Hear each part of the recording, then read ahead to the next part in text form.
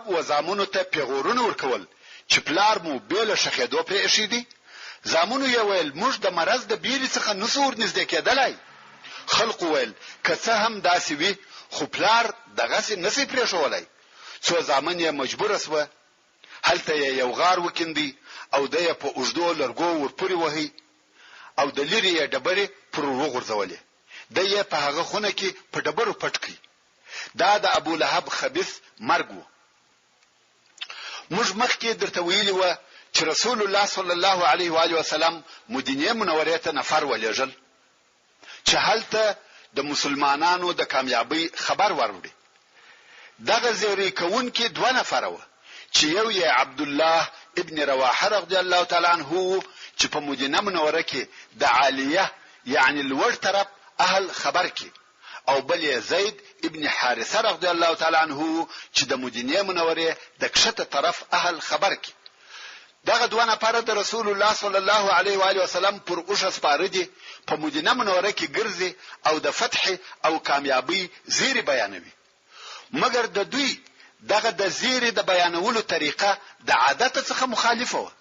هغه دا چې کوم وخت چې دوی مدینه منوره ته ورسېده ناره وهي ابو جهل ووجل سو، عتبه ووجل سو، شیبه ووجل سو، فلانی فلانی فلانی د خلکو نمونه یادوي ووجل سو. د مکه مکرمه د مشرکانو ټول سرداران یادوي. اول خو دا معقوله نه ده چې ټول دي وجل سوي وي، او بل د مدینه منوره خلک خبر و چې مسلمانان قافلې ته وتلي دي نه جنگ ته. نور حال خو بیا وهغه ته نور معلوم. نو ویل د قافلې او د قریشو د سردارانو یې سره څه او دا نفر څنګه ووجل سو. او دغه زیری کون کې نفر نور هم و خبره ته تفصیل نور کوي. رهیدي او دغه ناره وهي فلانی ووجل سو فلانی ووجل سو. د شاوخوا لویان او کوچنیان په پسیدي. حتی د مدینه منوره کوچنیان یې د بیتو پر قسم وایي قتل ابو جهل الفاسق. ترانه ځینې جوړ کړه. د مدینه منوره کفار، منافقین او يهود دا خبر نه مني. وای دا څنګه خبره ده؟ دوی قافلې ته ولاړه او د هاخوا دا خبر راوړي چې د قریشو د سردارانو څخه او یا نفر په یو ور فنا کیږي. دا د چا زړه ته نه لويږي. نو کفارو او منافقین ویل دغه نفر درواغ وای او په حقیقت کې محمد صلی الله علیه و آله وسلم وجل سوی دی د دوی په قول. او د دې دلیل هم دادی چې دغه دوه نفر د محمد صلی الله علیه و آله وسلم پر اوښ راغلي دي. صرف مسلمانان غواړي چې په مدینه کې خلق سره ونه پاشل سي. نو یې دغه خبر راوړی دی. دا بیا د يهودو او منافقینو اوازې وي چې په خلکو کې خبرولې. اوس د مسلمانانو د فتح او کامیابی په عوض د مدینه منوره په کوپارو کې دا خبر نشر سو چې رسول الله صلی الله علیه و آله وسلم وجل سوی دی. یو منافق و یو صادق مسلمان ته دغه خبره وکړه، خو هغه صادق مسلمان ورته ویل دغه خبرو څخه خلاص واخلي کنه والله رسول الله صلی الله علیه و آله وسلم به در خبر کم. بیانو کفارو دغه خبرو څخه لاس واخیستی. خدا خبر چې د مدینه منوره او واقعي مسلمانانو ته ورسېدي او دا یقین سو چې مسلمانان کامیاب شوي دي، نو ټوله د خوشالیه په کالو کې نه زایده او د مدینه منوره ټول اطراف د الله اکبر په تکبیر او د لا اله الا الله په تهلیل رېږدېدل. او د مسلمانانو هغه مشران چې په مدینه منوره کې پاتې شوي و د بدر ولارې ته وروته چې د رسول الله صلی الله علیه و آله وسلم استقبال وکړي او دغه فتح مبارکي ورته وایي. اسامه ابن زید رضی الله تعالی عنه وایي موږ ته د مسلمانانو د کامیابی خبر هغه وخت را ورسېدی چې موږ د رسول الله صلی الله علیه و آله وسلم پر لور رقیه رضی الله تعالی عنها هغه چې د عثمان رضی الله تعالی عنه زوجه خاوري واړولې چې د هغه د مریضي په سبب رسول الله صلی الله علیه و آله وسلم عثمان رضی الله تعالی عنه پر ایښیو او زه هم د هغه سره د کومک د پاره پرې شولم. ورونو لکه د مخه چې مدرته ویل رسول الله صلی الله علیه و آله وسلم پس له جنگ درېش په بدر کې تیر کړي او د مخه تر بارېدو د هغه غنیمتو په سبب چې په جنگ کې پلاس ورغلی و په مسلمانانو کې اختلاف پیښ شو. کوم وخت چې دغه اختلاف شدید سو رسول الله صلی الله علیه و آله وسلم امر وکړي چې ټول غنیمتونه چې د خلقو سره دي ټول راوړي او دلته کښېږدي. خلقو هم ټول راوړه او د رسول الله صلی الله علیه و آله وسلم سره کښېښول او بیا دغه مشکل د حلولو لپاره وحی نازل شوه. عباده ابن صامت رضی الله تعالی عنہ چې د انصارو د مشرانو څخه دی وای موږ د رسول الله صلی الله علیه و آله وسلم سره ووتلو او بدر ته حاضر سو او بیا د ولشکره سره مخامخ سو. الله عزوجل دشمن ته ماته ورکړه. ځینې خلق په دشمن پسې و چې شړل او وجل او ځینې خلق د غنیمتو په ټولولو مشغول سو او ځینې کسان د رسول الله صلی الله علیه و آله وسلم د ساتنې لپاره ولاړ و چې دشمن حمله پر ونه کړي. کوم وخت چې شپه سو د لشکر د خلقو په مابین کې خبري شروع شوه. هغه کسان چې غنیمتونه ټول کړي و ویل دا غنیمتونه زموږ دي ځکه موږ ټول کړي دي بل څوک حق نه پکښ لري. او هغه کسان چې په دشمن پسې تللي و هغه ویل تاسو تر موږ نه یاست حقدار ځکه موږ دشمن پسې واخیستی او شکست مو ورکړي. او هغه کسان چې پر رسول الله صلی الله علیه و آله وسلم یې پیره کړي و هغه ویل موږ پر دې بیریدلو چې دشمن به پر رسول الله صلی الله علیه و آله وسلم حمله وکړي نو موږ په دغه مشغول سو. الله عزوجل دغه فیصله د پاره د سوره الانفال اول نمبر آیات نازل کړي چې فرمایي يسألونك عن الأنفال قل الأنفال لله والرسول فاتقوا الله وأصلحوا ذات بينكم وأطيعوا الله ورسوله إن كنتم مؤمنين. أنفال يعني غنيمتنا. أنفال جمع د نفل ده او غنیمتو ته په دې سبب نفل ویل کیږي چې دا د الله عزوجل د طرفه یو ورکړه او عطا ده. نو الله عزوجل فرمایي چې اے محمد صلی الله علیه و آله وسلم دوی ستاسو د غنیمتو په باره کې پوښتنه کوي و دوی ته ووایي چې د غنیمتو مالونه خاص الله او رسول الله صلی الله علیه و آله وسلم لره دي چې د شرعي اصول سره سم یې تقسیم کړي او تاسو د الله جل جلاله څخه وبېریږئ او د هغه حال اصلاح وکړي چې تاسو په مابین کې دی یعنی په خپل مابین کې دوستی سره وکړي مخالفت او نزاع پرېږدي او که تاسو په حق سره مؤمنان یاست د الله او رسول الله صلی الله علیه و آله وسلم حکم ومني. پس له هغه څخه چې رسول الله صلی الله علیه و آله وسلم په بدر کې دریش په تیر کړي نو یې د لشکره سره د مدینه منورې و طرف ته حرکت وکړي.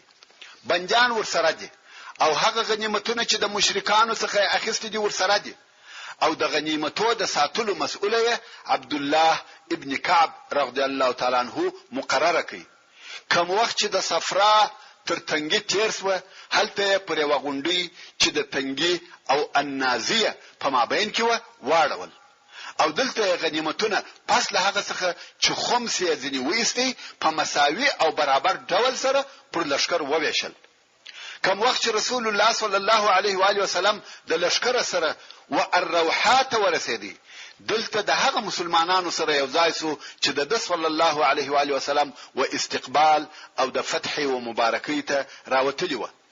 رسول الله صلی الله علیه و آله وسلم او لشکر ته شراغلی او د فتح مبارکي وای.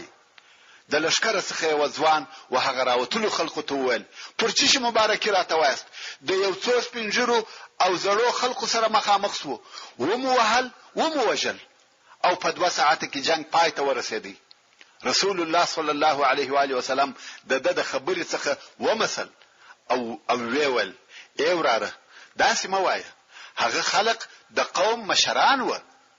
اسید ابن حضیر رضی الله تعالی عنہ ورسول الله صلی الله علیه و آله وسلم تول یا رسول الله حمد دې هغه الله لروي چې ته کامیاب کړې په والله یا رسول الله د بدر څخه زما پاتې کېده په دې سبب و چې ما هیڅ دا ګمان نه کاوه چې ته د جنگ او لشکر سره مخامخ سې بلکې زما یقین داو چې فقط یو قافله ده که زه په دې په هدلای چې ته د دشمن سره مخامخ کېږي هیڅ کله به نه وای پاتې سوی.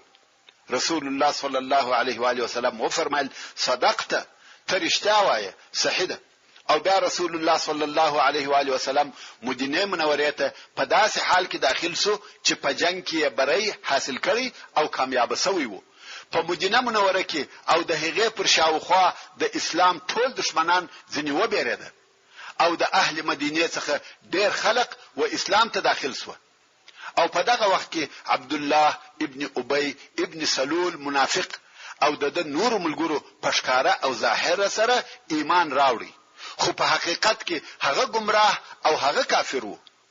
او هغه د جنگ بندیان د رسول الله صلی الله علیه و آله وسلم تر راتګ یو ورځ وروسته مدینه منوره ته راوستل شو. رسول الله صلی الله علیه و آله وسلم پر خپل اصحاب وویشل او د ښه گزارې سپارښت یې پر وکړي. نو صحابه کرامو په خپل خرما خوړل او بندیانو ته به ډوډۍ ورکول. تاسو په هیږي چې هلته ډوډۍ تر خرما ډیره معتبره و.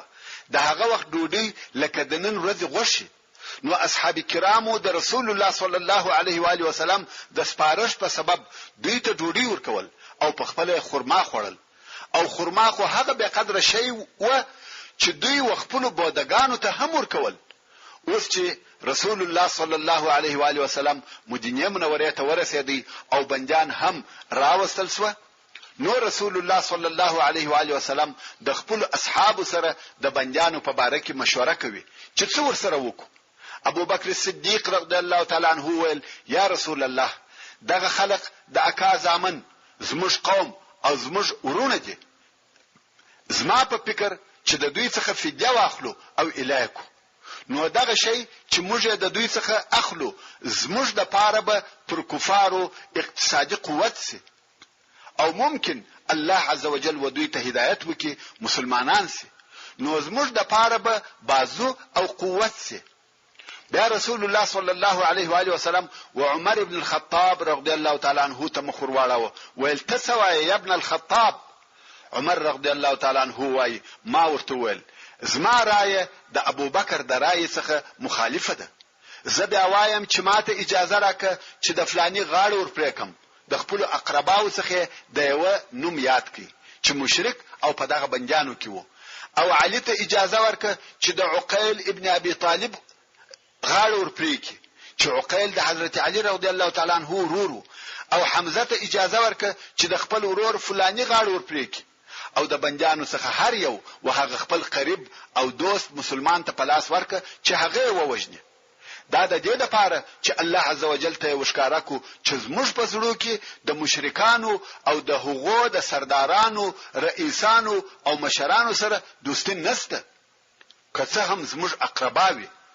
حضرت عمر رضی الله تعالی عنہ وای د رسول الله صلی الله علیه و آله وسلم د ابو بکر رضی الله تعالی عنہ رائے او نظر خوښ شو او هغه چې ما وویل هغه نکړه قبول ځکه د عمر رضی الله تعالی عنہ پر رائے کې ډیر شدت پروت وو. او د نور اصحاب کرامو رائے هم د ابو بکر صدیق رضی الله تعالی عنہ په مثل سره نظر او رائے وو. نو فیصله پر دی وسوه چې د فدیه په مقابل کې به بندیان الکو. او رسول الله صلی الله علیه و آله وسلم مکه مکرمه ته حال ولېږي چې راسي خپل بندیان مو د فدیه په مقابل کې بوزي. په دغه باره کې الله عزوجل د سوره الانفال وشپته او اتشپته نمبر آیاتونه نازل کړه چې دا رسول الله صلی الله علیه و آله وسلم او هغه اصحاب کرامو ته چې دغه نظر یې خوشاوه عتاب او ملامتي و. الله عزوجل فرمایي ما كان للنبي ان يكون له اسرى حتى يثخن في الارض تريدون عرض الدنيا والله يريد الاخره والله عزيز حكيم. يعني نبی لره دا نشای چې دای بندیان ولري تر هغه وخت چې دای پمځکه کې قوي سي. یعنی د مخه تر دې چې د کوپارو په ډیر وجلو او زخمی کولو نه یې قوي سوی دا نه د پکار چې بندیان ونیسي او فدیه ځنی واخلي. دا اول او ابتدایي جنگونه دي. دلته باید شدید و اوسه. تاسو د فدیه په اخیستلو د دنیا د اسباب اراده لري او الله جل جلاله تاسو ته د کفارو د وجلو په سبب د آخرت د ثواب اراده لري. او الله ډیر قوي غالب او ډیر حکیم دی. ټول کارونه په حکمت سره دي. لولا کتاب من الله سبق لمسکم فيما اخذتم عذاب عظیم. کداغه حکم چې د الله جل جلاله د طرفه په خواله لیکل سوی دی نه وای، نو خامخا به تاسو ته دغه فدیه اخیستلو په سبب ډیر لوی عذاب درکول سوی وای. دغه آیاتو تر نزول وروسته رسول الله صلی الله علیه و آله وسلم ناست وو او ژړل. ابو بکر صدیق رضی الله تعالی عنہ راغلی ویل د چې رسول الله صلی الله علیه و آله وسلم ژاړي. د رسول الله صلی الله علیه و آله وسلم څخه د هغه د ژړا د سبب پوښتنه وکړه. رسول الله صلی الله علیه و آله وسلم دغه آیات شریف ورته تلاوت کړي. هغه هم ورسره په ژړا سو، ځکه دا د هغه نظر هم وو چې فدیه دی واخیستل سي. عمر رضی الله تعالی عنہ وایي شپه تیر سوه او په سهار کې رسول الله صلی الله علیه و آله وسلم ته ورغلم، که ګورم دوی دواړه ناست دي او ژاړي. ما ورته ویل یا رسول الله خبر میکه ته او ستا ملګری پر چی ژاړي؟ کدا سې کار وو چې په ما پورې هم تعلق درلودي زه به هم وژاړم، او که په ما پورې تعلق نه درلودي ستاسو د ژړا د پاره به در سره وژاړم. رسول الله صلی الله علیه و آله وسلم و فرمایل زموږ د ژړا سبب هغه د فدیه د اخیستلو رایه ده چې ستا ملګرو راته وویل، او ماته د دوی عذاب تر دغه درختې نږدې راښکاره سو. هلته نږدې یو درخته و، رسول الله صلی الله علیه و آله وسلم و هغې ته اشاره وکړه. او دا چې الله عز وجل فرمایي لولا کتاب من الله سبق، یعنی کده الله عز وجل د طرفه د مخه د فدیه حکم نه وای لیکل سوی، نو دغه د فدیه حکم د مخه چیرې لیکل سوی وو؟ هغه د سوره محمد په 3 نمبر آیات کې دی چې الله عز وجل فرمایي فاما منن بعد واما فداء، یعنی کوم وخت چې مبندان ونیول یا تاسو فدیه ځنی واخلي یا مفت الکی چې مسلمان بندیان په خلاص کی. نو څنګه چې دلته د بندیانو څخه د فدیه اخیستلو اجازه و، نو ځکه عذاب نه ورکول سو او عتاب په دې سبب ورکول سو چې د مخه تر دې چې مسلمانان په مځکه کې قوي سي بندیان ونیول، او بل فدیه د هغو کسانو څخه قبول کړه چې یوازې د جنگ بندیان نه و بلکې د جنگ لوی مجرمین و. حتی د نن ورځې دولي قانون هم د جنگ مجرمین بیل محاکمه نه پریږدي او د جنگ پر مجرمینو غالبا د اعدام یا ابدي بند حکم راوځي. خیر، الله عز وجل دغه فدیه اخیستلو عفو ورته وکړه او فدیه شروع شوه. او د یو بندي فدیه 4000 درهم و، 3000 درهم هم و، حتی 1000 درهم هم و. د بندي و حال ته قتل کېده او اهل مکه د لیک او لوست خاوندان و، یعنی باسواده و، او د اهل مدینه لیک او لوست نوزده. نو هر هغه بندي چې فدیه نه درلوده و هغه ته به د مدینه منورې د هلوکانو څخه لس هلوکان ورکول سو چې لیکل او لوستل ورزده کی. کوم وخت چې به لیک او لوست ورزده کړه دغه فدیه او بندي به پریښاوه. او رسول الله صلی الله علیه و آله وسلم د څو بندیانو سره احسان هم وکړي چې به له فدیه الکړه، چې د هغې جملې څخه یو مطلب ابن حنطب او بل صیفی ابن ابي رفاعه. هغه ویل زه په مکه مکرمه کې مال لرم، تاسو ما پرېږدئ چې مکه مکرمه ته ولاړسم، وعده ده چې خپل فدیه به درته رالېږم. نو رسول الله صلی الله علیه و آله وسلم دای پرېښاوه چې ولاړ شي. دغه نفر بل قصه هم سته چې په ورسته کې به درته راسي. دغه رنګ یو بل نفر چې ابو عزه الجمحي ورته ویل کېده چې د لونو پلار وو، مال او پیسې هم نه درلوده، غریب سړی وو. دغه نفر هم رسول الله صلی الله علیه و آله وسلم بیل فدیه پریښاوه، او ده هم د رسول الله صلی الله علیه و آله وسلم سره وعده وکړه چې هیڅ وخت به د رسول الله صلی الله علیه و آله وسلم پر ضد په جنگ کې اشتراک نه کوي، مګر د خپل وعده څخه مخالفت وکي او د مسلمانانو پر ضد په بل جنگ کې اشتراک وکي او بیا په بندیانو کې ونیول سو. کوم وخت چې رسول الله صلی الله علیه و علیه وسلم تراوستي نو دا ویل کته دا وار ما الکه وعده در سره کوم چې بل وار بستاسي پر ضد په جنگ کې ګډون نکوم. مګر رسول الله صلی الله علیه و علیه وسلم هغه خپل مشهور قول ورته ووایه: لا يلدغ المؤمن من جحر مرتين، یعنی مؤمن د یو غاره څخه دوه واره نه وهل کیږي. نو یا ابو عزه ووشي او ابو العاص چې د رسول الله صلی الله علیه و علیه وسلم زوم او د زینب رضی الله تعالی عنها خاوند بیل فدیه په دې شرط پرې شاوه چې زینب رضی الله عنها ته د هجرت اجازه ورکوي، چې دغه قصه به لږ وروسته په تفصیل سره درته بیان کو. اوس نو فدیه شروع شوه. هر یو د مشرکانو څخه د خپل دوست او قریب په بدله کې فدیه را لېږي او هغه بندي اخلاصيږي. بیل ابو سفیان څخه چې په خپل د زوی هم په بندیانو کې وو، ځکه ابو سفیان امر کړی وو چې څوک به فدیه نه لېږي، چې د مسلمانانو نور تمع پیدا کیږي. مګر چا د ابو سفیان خبره ونه منل، که څه هم په اول او شروع کې خلکو یو څه صبر وکړي، فدیه نه لېږل، خو آخر مجبور اسوه، اولادونه او اقربا یې نور یې صبر نسوای کولای، هر یو خپل بندي په فدیه خلاصاوه. مګر ابو سفیان هغه خپل خبره په خپل نسوای ماتولای، نو یې انتظار کاوه څو یو د مسلمانانو څخه چې سعد ابن نعمان نومېدی مکه مکرمه ته د عمره د پاره ولاړی، ابو سفیان هغه نفر ونیوي او بندي کړي. د عربو په تاریخ کې اول عمره کوونکی دی چې بندي کیږي. خلکو ابو سفیان ته وویل: ته څنګه داسې نفر بندي کوي چې عمره ته راغلی دی؟ که خلک ستا په دغه عمل خبر سي بیا څوک حج او عمره ته ناراضي.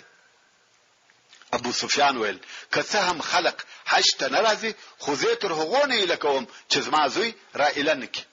نو رسول الله صلی الله علیه و آله وسلم امر وکي چې د ابو سفیان زوی دغه مسلمان په بدله کې ور الک ورونو. لکه څنګه چې د مخه مو درته ویل چې ابو العاص ابن ربيع د رسول الله صلی الله علیه و آله وسلم زوم چې د زینب بنت رسول الله صلی الله علیه و آله وسلم میړو هم په بندیانو کې وو. زینب رضی الله عنها د مخه بعثت یا د مخه تر دې چې د مسلمانو شذو نکاح د مشرکانو سره حرامېده، د حضرت خدیجه رضی الله تعالی عنها په خواهش او غوښتنه ودغه ابو العاص ته په نکاح ورکړسوه.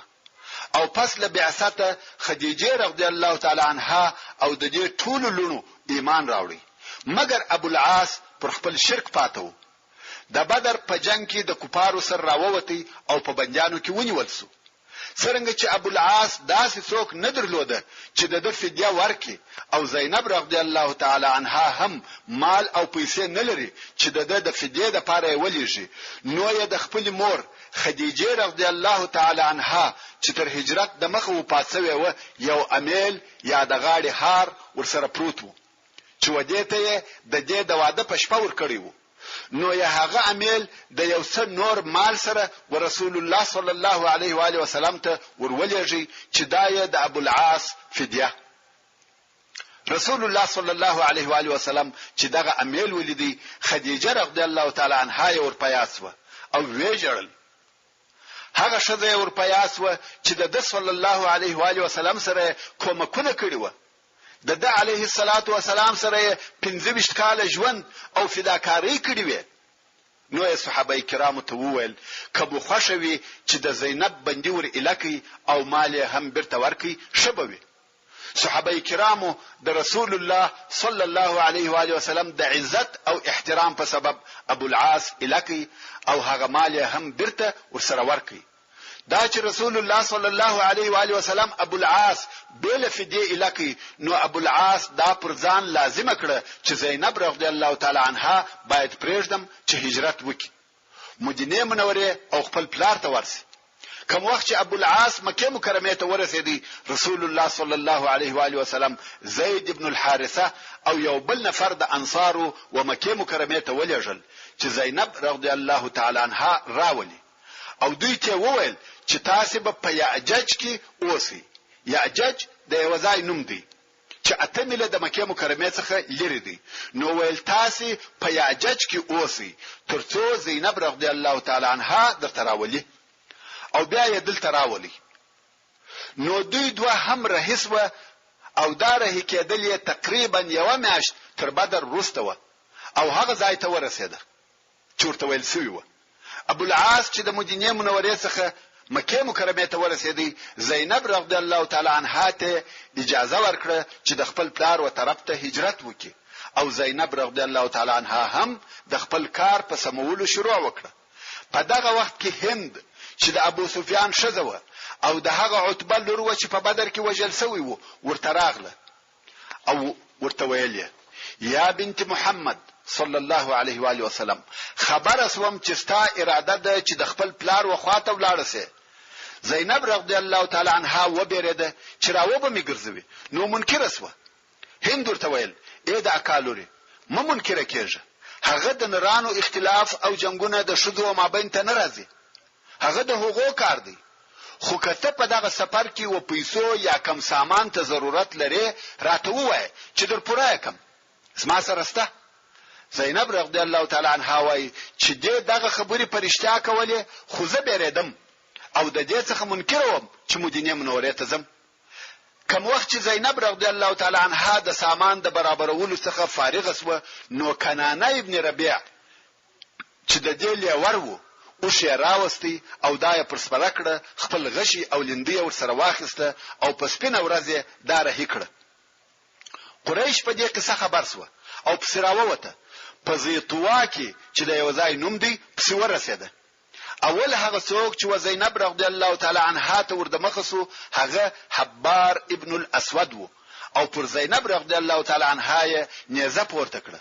دا و بیرده او د ډیری بیر څخه هغه کوچنی چې د دې پنس کې وو ولوېدی. کنانه ابن ربيع اوس چوکي غشي او لندې واخسته ویل والله چې هر یو رانږدې سي مګر دغه غشي د هغه پنس کې وي. قریش ځنی وګرځیده، خو ابو سفیان د خبرو د پاره ورده مخسو ویل دا د شکار ونه کوي چې شزه د پسپنه ورځ د خلقو په حضور راويسته او تاته هغه زموږ غم او مصیبت هم در معلوم دي چې د محمد صلی الله علیه و آله وسلم د لاسه راته پیښتي. خلق بوای چې لوري زموږ د ضعف په سبب ورولېژل، نو دا زموږ د پاره پیغور دي او د دې راګرځول مشتکمه فائدہ هم نه را رسوي. مګر ته داسې وکه چې شزه بیرته مکه مکرمه ته راوله چې خلق وایي هغه دی موږ بیرته شزه را وګرځول، بیا یې بیرته د شپې بوزه او پلار ته ورول. کنانه هم بیرته را وګرځیدي او زینب رضی الله تعالی عنها څو شپې په مکه مکرمه کې تیر کړې او بیا یې یو شپه د شپې وېسته څو زید ابن الحارثه او د هغه ملګری انصاری ته ورتسلیم کړ او هغه بیا مدینه منورې ته بوتله. دا یو څه هغه واقعي وي چې په بدر کې پیښ شوی وي. جبريل عليه السلام د رسول الله صلی الله علیه و آله وسلم څخه پوښتنه وکړه چې تاسو اهل بدر څنګه بولی، یعنی کومه درجه ورکوي؟ رسول الله صلی الله علیه و آله وسلم و فرمایل اهل بدر په موږ کې هغه بهتر او افضل خلق دي، یعنی د لوړې درجه مسلمانان هغه کسان دي چې و بدر ته حاضر شوي دي. جبريل عليه السلام وویل همدارنګه په ملائکو کې هغه ملائکه افضل او د لوړې درجه خاوندان دي چې بدر ته حاضر شوي دي. دا د بدر عظمت او لوی ده. الله عز وجل د بدر ورځ یوم الفرقان یوم التقى الجمعان بللې ده، ځکه په دغه جنگ کې د حق او باطل د کفر او اسلام فرق او جلاوالی راغلي دي، نو ځکه یوم الفرقان ورته وویل سو. او په دغه جنگ کې د کفر او قریشو رئیسان او سرداران ووجل سو. دغه لوی جنگ خبر په ټوله جزیره العرب کې نشر سو، حتی د دې جنگ خبر و نجاشی ته چې د حبشه پاچاو ورسېدی او نجاشی هلته په حبشه کې مهاجر مسلمانان سره راټول کړ او په بدر کې د مسلمانانو د کامیابی زیری ورکړ. د بدر د فتح اخبار و ټول ځایو ته ورسېده. د بدر معظمه غزا په اسلام کې هغه لوی جنگ دی که څه هم په ظاهره کوچنی جنگ او نفر پکښ لږ و. مسلمانان 300 نفر د 0 نفر په مقابل کې وجنګیده او جنگ هم تر 2 ساعته زیات نه مګر دغه جنگ نتیجه لو او مهمه نتیجه و. مسلمانانو په دې جنگ کې وکولای سوای چې د کفر ټول رئیسان د بین یوسي. په دغه جنگ کې د دې امت فرعون ووجل سو. اسلام په دغه یو جنگ نشر او مشهور سو. مسلمانانو وکولای سوای چې په دغه جنگ کې د قریش قوه هغه چې په جزیره العرب کې لوی او مهم طاقت وو د بین یوسي. دا د اسلام د نشرولو لپاره لوی اعلان وو، ځکه د عربو ساداتو او مشرانو شکست وخوړی. دغه جنگ د اسلام لپاره لوی دعوت وو. په پخوا کې رسول الله صلی الله علیه و آله وسلم یو نامعلوم قوت خلق دعوت ول، مګر اوس د اسلام قوت او طاقت ټول تشکاره او معلوم سو. قریش ته شکست ورکړي، نو دا په خپل نسبت و په خواني دعوتو ته لوی دعوت او بلنه سو. مسأله که څه هم ساده او کوچنی و مګر آثار او نتایج ډېر لوی و. د سورۃ الانفال ډېر آیاتونه د بدر د جنگ په باره کې نازل شوي دي.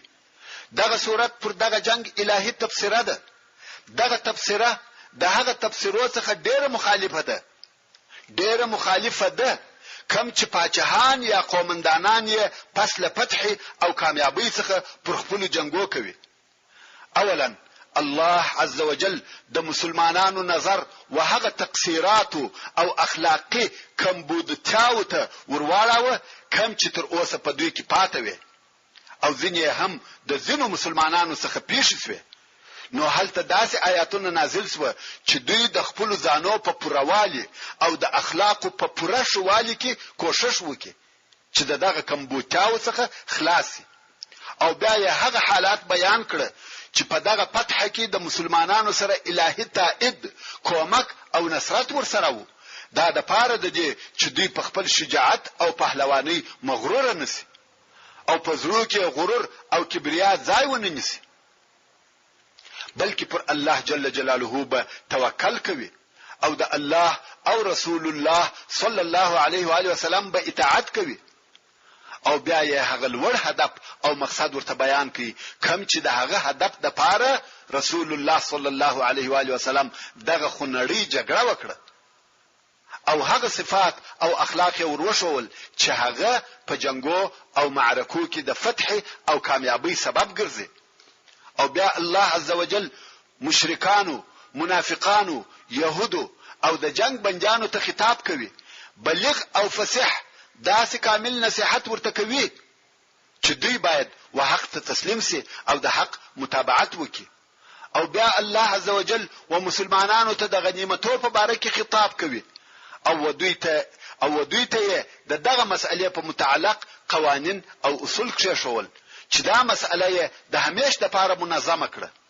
او بیا الله عزوجل د مسلمانانو لپاره د جنگ او صلح قوانین کښول، ځکه اوس چې اسلامي دعوت دغه د جنگو مرحله ته داخل سو نو دغه قوانینو ته اشد ضرورت وو د پاره د دې چې د مسلمانانو جنگونه یا اسلامي جنگونه هغه د اهل جاهلیت د جنگو څخه فرق ولري چې مسلمانان په اخلاص او اخلاقو په جنگي معاملې کې تر نور تفوق او بهتري ولري او جهان ته داور وشي چې اسلام فقط یو فکری او نظری شی نه دی، بلکې اسلام خپل متابعین پر هغه اساساتو، مبادیو او تعالیمو تربیه کوي چې هغه ته وربولي. په دغه سورۃ الانفال کې د اسلامي دولت د قانون داسې ماده مقرره شوه چې د هغه مسلمانانو چې د اسلامي دولت په داخل کې اوسېږي د هغه مسلمانانو سره چې د اسلامي دولت څخه د باندې اوسېږي فرق معلوماوه او ثابتاوه. یعنی د دواړو طبقو د ژوند د حالاتو پوره مراعات پکښ شوی وو چې دغه ذکر شوی مفاهیم تقریبا د جنگ او د هغه د قوانینو د پاره د سورۃ الانفال خلاصه بلل کېدلای شي. لکه څنګه چې د مخه مدرته وویل په دغه دوهم کال کې د هجرت د رمضان د میاشتې روزه فرض و او زکات الفطر یا د کوچنی اختر سرسایه فرض و او د هغه بل فرضي زکات د پاره د نصاب اندازې وشول شوه چې دغه زکات الفطر په فرضیت او د فرضي زکات د نصاب د شوونې په سبب د ډیرو هغه فقیر او مهاجرو د مشکلاتو بار سپکسو کم چې دوی ته تکلیف ورکاوه. د بډایانو په مالو کې د غریبانو حق پیدا سو. سبحان الله. د یو شایسته تصادفي حالاتو څخه یو داو چې د مسلمانانو هغه اول اختر چې په خپل ژوند کې اسلامي اختر کاوه، کوم چې د هجرت د دوهم کال د شوال د میاشتې اختر وو. ذکر روزه په دغه کال پرسوه او دغه اول اختر وو. دغه اختر یې پس له هغه ښکارا او معلومدار فتح څخه وو چې لږ ورځې مخکې په بدر کې په نصیب سو. دا څونه بختور او مبارک اختر دی چې پس له هغه څخه مسلمانانو تراغلي چې د فتح او عزت تاج پر سرو ایښی وو.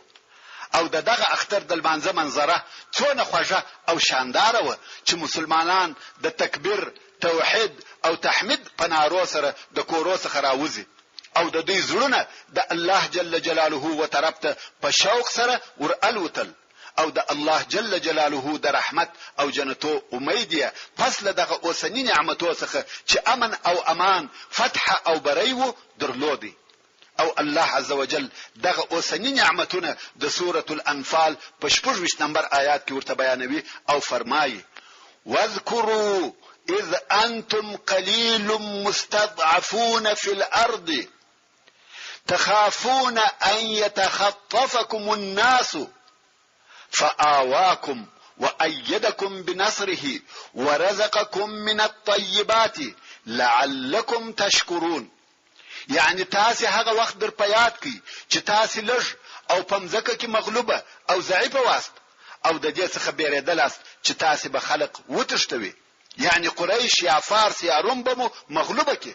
نو الله جل جلاله تاسو ته ځای درکړي او تاسو ته په خپل کومک سره قوت درکړي او د طیباتو پاکو شیانو څخه رزق درکړي د پاره د دې چې تاسو د خپل رب عزوجل شکر ادا کړئ. ورونو، دا خو درته معلومه شوه چې د بدر جنگ د مسلمانانو او مشرکانو په مابین کې هغه اولنۍ جګړه و او دغه جنگ هغه د حق او باطل په مابین کې جلا کول کې جنگ و. په دې جنگ کې مسلمانانو داسې بری لاس راوړي چې ټول عربو د مسلمانانو د کامیابی شاهدی ادا کوله. او هغه کسان چې دغه جنگ نتایجو سره متفق او یو ځای کړه هغه کسان و چې دغه جنگ په مستقیمو خسارو او تاوانو ضعیف شوی و، چې هغه د مکه مکرمه مشرکان و. او هغه کسان و چې د مسلمانانو عزت او کامیابی پر خپل دینی او اقتصادي ژوند یو قوي ضربه بلل، چې هغه يهود و. د کوم وخت څخه چې مسلمانان د بدر په غزا کې کامیاب شوه، دغه دوه ډلې د قهر او غضب، حسد او عناد په اور کې کړي دي.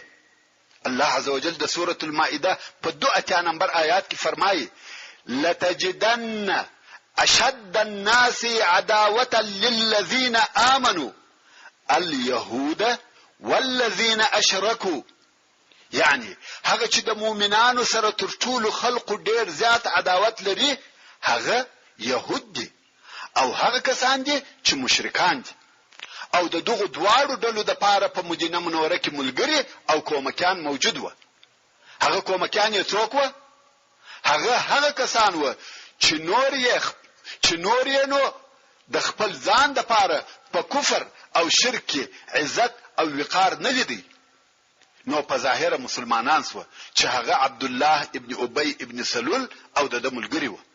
او دغه ډله هم تر هغه دوه نور اولو ډلو په حسد او عناد، قهر او غضب کې پر مسلمانانو کم نه و. او هلته یو بل څلرمه ډله هم و چې هغه صحرایي عرب و چې د مدینه منورې په شاوخوا کې اوسېده. خو د هغو د پاره د کفر او ایمان مسأله مهمه نه و. هغه د چور او چپاول خلق و. هغه هم د مسلمانانو په نصرت او کامیابی مضطرب او پریشان شو. او پر دې بیرېده که په مدینه منوره کې یو قوي حکومت جوړ شي نو به دوی د دې څخه منع کی چې د چور او حملو د لارې د قوت او طاقت لاس ته راوړي.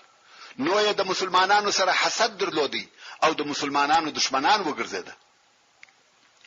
نو په دغه سبب د هر طرفه پر مسلمانانو خطرونه راوګرځید. مګر دغه ډلو د مسلمانانو سره په خپل سلوک او کړنلاره کې فرق سره درلودي او هر ډلې هغه لار اختیار کړې و چې د دوی په فکر دوی خپل مقصد ته رسول. هغه کسان چې په مدینه منوره کې او د هغې پر شاوخوا اوسېده هغه په ښکارا سره اسلام راوړي، خو په دننه کې د شر او فساد د سیسو او فتنو په جوړولو کې کوشش کاوه. خو يهودو بیا په ښکارا سره د دشمنی اعلان کاوه، خپل حسد او عناد و میدان ته راوېستي. مګر د مکه مکرمه مشرکانو بیا د فیصله کوونکې جنگ اختارونه ورکول او د خپل انتقام او بدله ناره وهله او د جنگ د پاره په ښکارا سره خلق او اسلحه سره جمع کول چې د دوی حالاتو په زبان حال سره و مسلمانانو ته دا ویل چې خامخا یو داسې ورځ راتلونکې ده چې موږ بستاسي څخه خپل بدله او انتقام اخلو.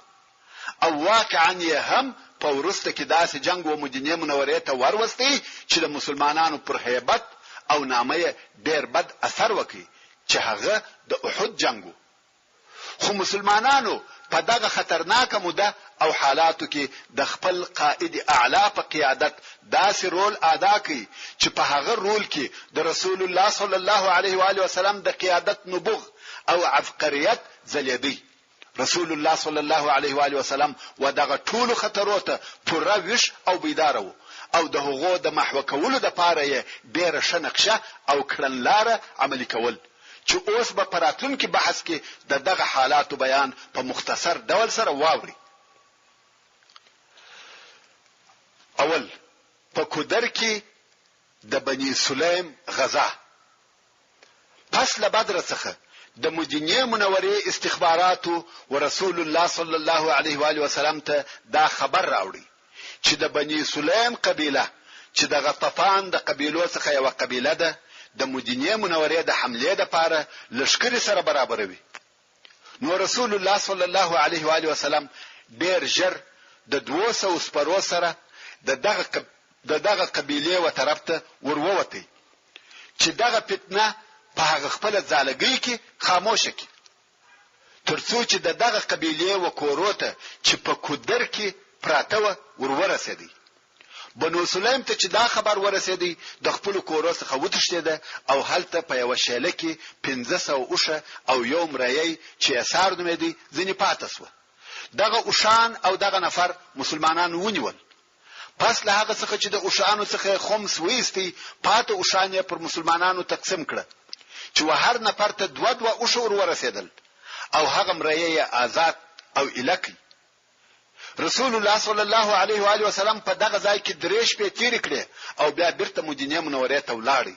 دغه غزا د هجرت په 2 کال او د شوال په میاشت کې و چې دا غزا تر بدر او ورځې وروسته و. د رسول الله صلی الله علیه و آله وسلم د ترورولو یا وجلو د سیسه ورونو دا معلومه خبره ده. کم وخت چې مشرکانو په بدر کې ماته وخوړه او ډیر مشران یې ووجل سو نو د مکه مکرمه مشرکان لکه د اور کوره د رسول الله صلی الله علیه و آله وسلم پر ضد په خپل ځانو کې سره اشیده ترڅو چې د مکه مکرمه 2 پهلوانانو داسې یو د سیسه جوړ کړه چې دغه اختلاف او تفرقه دغه ذلت او سپکاوي رشه د بیخه وکاږي او دغه رشه د دوی په فکر رسول الله صلی الله علیه و آله وسلم. قصه داسې ده. عمیر ابن وهب الجمحي چې د قریشو د شیطانانو څخه بلل کېدی چې رسول الله صلی الله علیه و آله وسلم او دغه مکرم اصحاب ته په مکه مکرمه کې ډیر آزارونه ورکول. اوس دغه عمیر زوی د بدر په بندیانو کې د مسلمانانو سره بندي او بل صفوان ابن امیه ابن خلف چې پلار او رور په بدر کې وجل شوی دي. دغه 2 نفر د کعبه شریفه په حجر یا حتم کې سره ناشته او خبرې سره کوي. اول یې هغه کسان یاد کړه چې د بدر په جنگ کې وجل شوی و او بیا مسلمانانو وسات ورواچول او بیا د مکه مکرمه د خلقو غمونه سره بیانول ترڅو چې صفوان وویل والله پس له دوی څخه په ژوند کې خوند او خیر نشته. عمر وویل رښتیا وایي په والله که پر ما پورونه نه وای باندې او پر دغه کوچنیو اولادو نه بیرېدلای چې تر ما وروسته به خوار او دربدره سي، زه به دغه اوس د محمد صلی الله علیه و آله وسلم پر طرف د هغه د وجلو د پاره ورهیسوي وای، او زه د ورتلو د پاره بهانه هم لرم ځکه زما زوی د دوی سره بندي دي. صفوان موقع مناسب ولید او غواړي چې د لاسه ونوزي، ویل ستا پورې پر ما زه ادا کوم او اولادونه د زما د اولادو سره یو ځای کوم، هر څه چې مې په وسه پوروي په والله هغه نه ځنی منع کوم. عمر ویل دغه خبره د ځان سره وساته چې څوک نسی په خبر. صفوان ویل پیغام اوس. عمر بلاړي خپل توره شتیره او په زهرناک کړه، هغه داسي چې توره به ګرم کړه او په زهرو کې به کښېښول، د زهرو او به په وچشلې چې دغه توري زخم بیا نه جوړېدی. دا د هغه وخت زهرناک یا کیمیایی اسلحه و. او بیا مخ پر مدینه منوره رهیسو ترڅو هلته د مسجد د دروازې سره خپل اوشه چوکه کړه او دای ځینې راکښته سو. تاسو په هیڅ چې د عمر څه نیت او څه مقصد دی؟ د عمر اراده دا ده چې په اول ملاقات یا مخامخ کېدلو کې رسول الله صلی الله علیه و آله محترم ورونو، زه او تاسو باید ټول په دې پوسو چې هر پته د قصې په مابین کې پای ته رسیږي. څنګه چې اوس موږ پته پای ته ورسېده، نو پاته قصه به پراتلونکې ولسمه پته کې واوري ان شاء الله تعالی. وما توفيقي الا بالله، وصلى الله تعالى على خير خلقه محمد وآله واصحابه واهل بيته اجمعين. والسلام عليكم ورحمة الله وبركاته. سبحان ربك رب العزة